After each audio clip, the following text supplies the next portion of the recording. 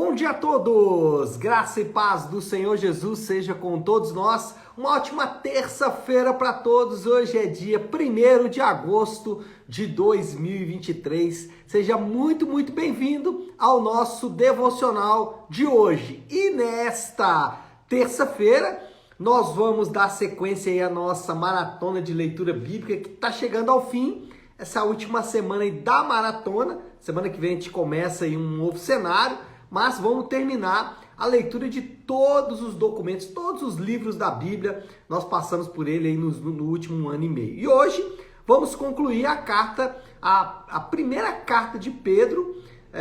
Vamos falar hoje dos capítulos 3, 4 e 5. Deixa eu ler já o texto aqui desta manhã, que aí a gente vai depois conversar sobre o que ele vai tratar. O texto que eu separei é 1 Pedro, capítulo de número 3, versículo 8. 1 Pedro, capítulo 3, verso 8, que diz assim: Quanto ao mais, tenham todos o mesmo modo de pensar.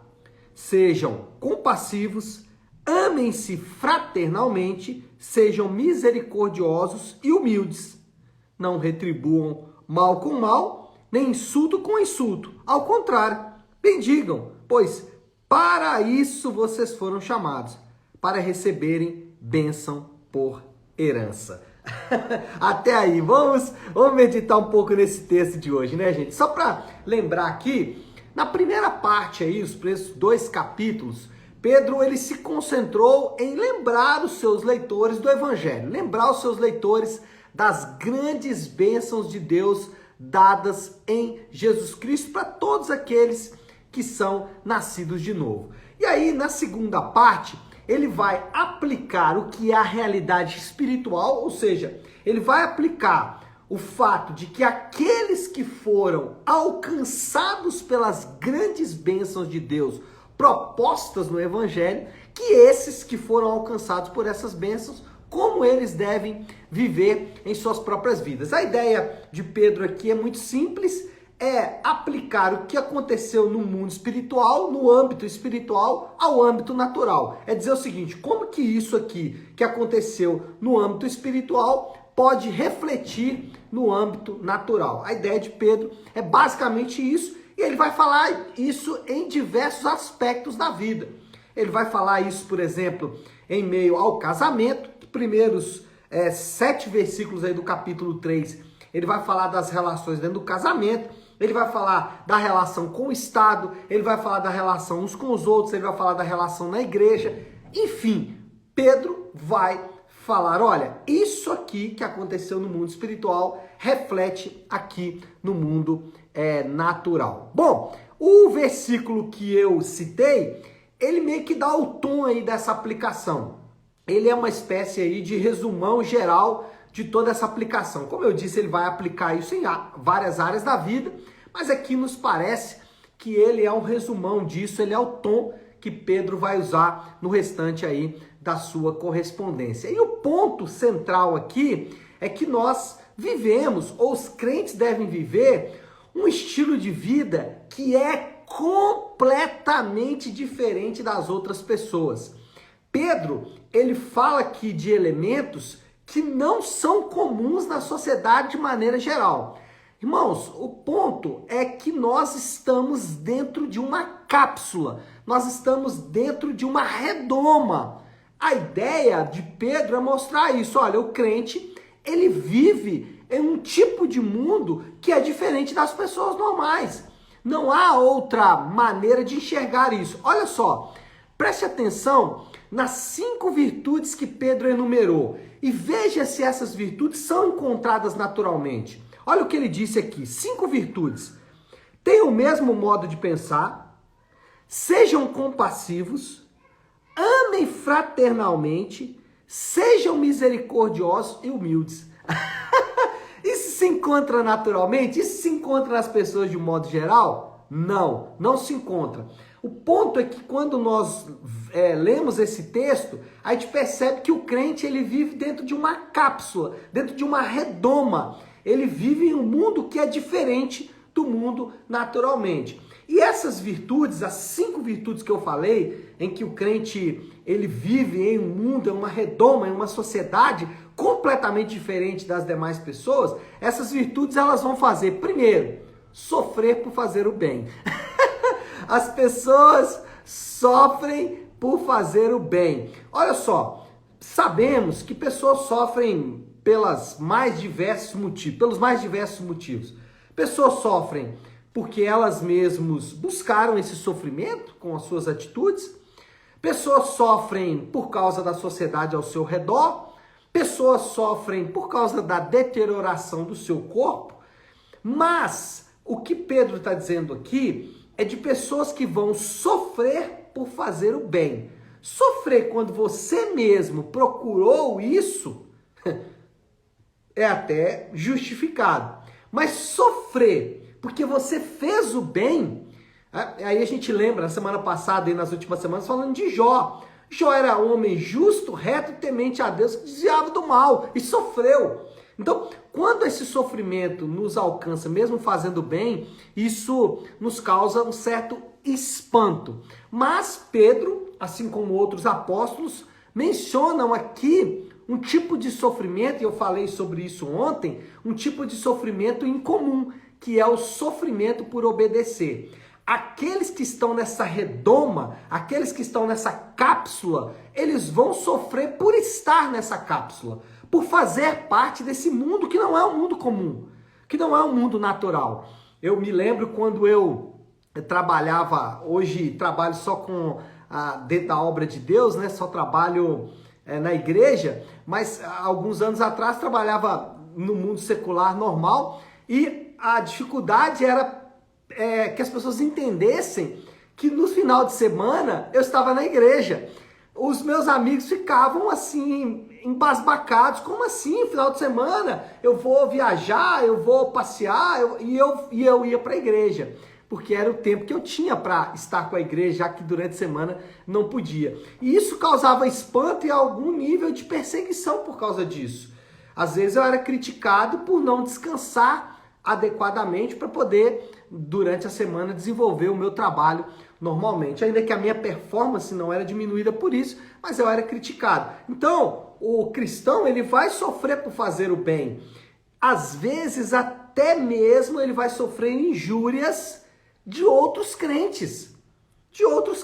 Às vezes, crentes que não vão viver as virtudes cristãs, ainda que crentes, né? Isso parece um antagonismo aí, parece algo não muito natural, mas o ponto é que muitos que às vezes não vivem como a Bíblia manda, eles vão injuriar aqueles que estão vivendo. Para que isso? Como assim? Não precisa disso. Você é muito fanático, você é muito religioso, né? São algumas expressões aí que são usadas, outras mais que eu não me lembrei aqui, mas enfim, o ponto é que o crente vai sofrer por fazer o bem. Essas virtudes são virtudes para uma vida justa.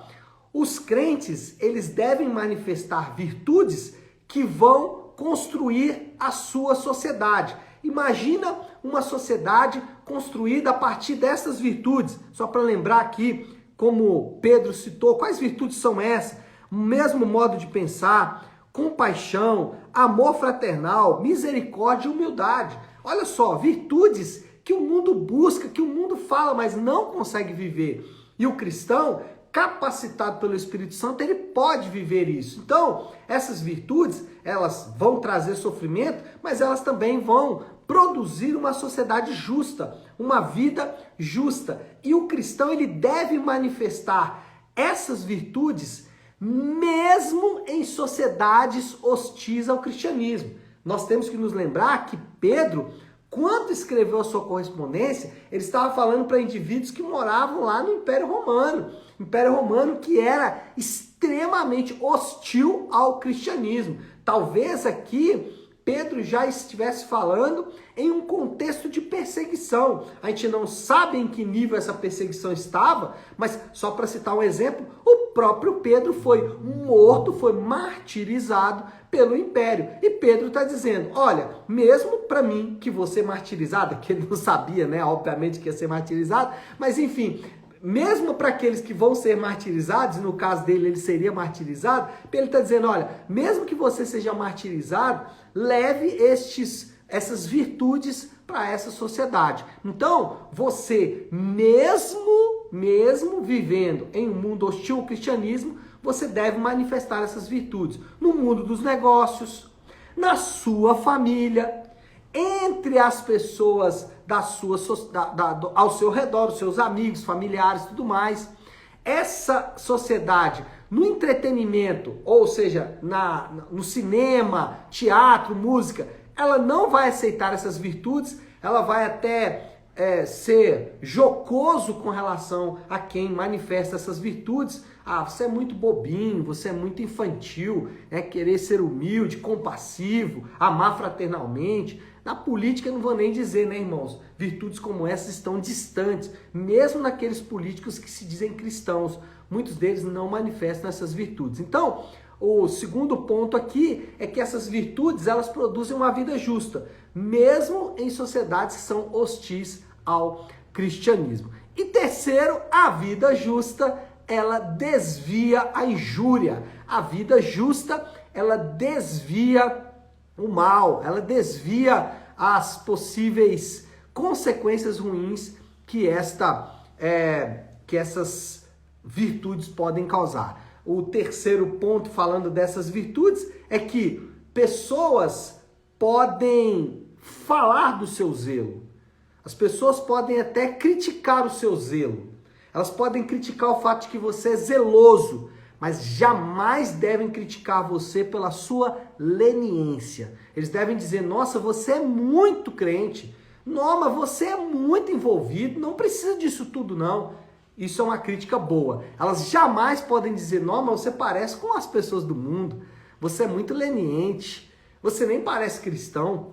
Então, a questão aqui é que a crítica pelo zelo, a crítica por sermos demais, não é um problema. A crítica por sermos lenientes, isso é um problema. Se as pessoas não conseguem ver de verdade um testemunho de virtudes cristãs na sua vida, isso é um problema. Agora, se elas vão ver em excesso, isso não é problema nenhum. Você pode ser criticado por ser extremamente zeloso, mas jamais criticado pela sua leniência. Bom, moral da história, já para a gente ir concluindo aí o nosso devocional de hoje. Moral da história: assim como Deus estende a sua graça ao mundo caído e rebelde, os cristãos devem responder com a mesma graça. Da mesma forma como Deus olha para o mundo caído, olha para o mundo rebelde, um mundo que é contra ele, um mundo que injuria o nome do Senhor, que usa o nome do Senhor em vão. Deus olha para esse mundo e estende graça para esse mundo. Da mesma forma os cristãos devem fazer. Eles devem perceber que o mundo é hostil a eles, que o mundo é contrário a eles, que a sociedade é contrária a eles, que os princípios e valores que eles carregam são diferentes da sociedade ao seu redor. Mesmo entre cristãos, você vai ver cristãos que não valorizam as virtudes, e o cristão, mesmo assim, deve estender graça, da mesma forma como Deus estendeu graça ao mundo caído. Bom, desafio do Léo aí para esta terça-feira. Lembra aí desta palavra, né, desse versículo, né? Mais um daqueles versículos do dia, né? Bom versículo para você começar o dia aí, né? Mas o desafio do Léo, a aplicação final que a gente pode fazer de tudo isso é o seguinte: não se engane, meu irmão, não se engane. O crente, depois de nascer de novo, ele está em uma cápsula, ele está em uma redoma. E resistir a isso só vai fazer você envergonhar o nome do Senhor.